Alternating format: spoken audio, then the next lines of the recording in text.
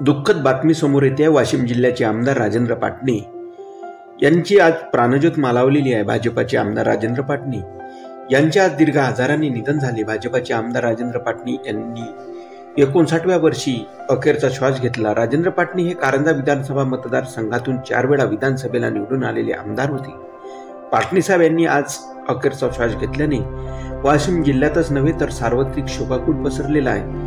आमदार राजेंद्र पाटणी साहेब यांचे पार्थिव आज कारंजा येथे अंतिम दर्शनाकरता पाटणी साहेब यांच्या जनसंपर्क कार्यालयासमोर दुपारी 4 वाजता आणण्यात येणार आहे व त्यांच्यावर अंतिम संस्कार वाशिम येथे होणार आहे। आयुष्याला झिजवून आपल्या परिसराचे सोने केले, प्रयत्नाने अन कष्टाने सुखाचे चिन्हे दिले।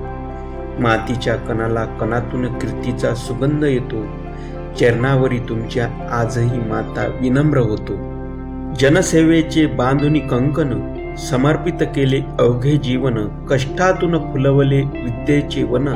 स्मृतीस तुमच्या शतश वंदन, स्मृतीस तुमच्या शतश वंदन।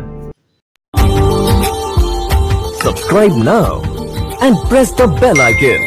Never miss an update.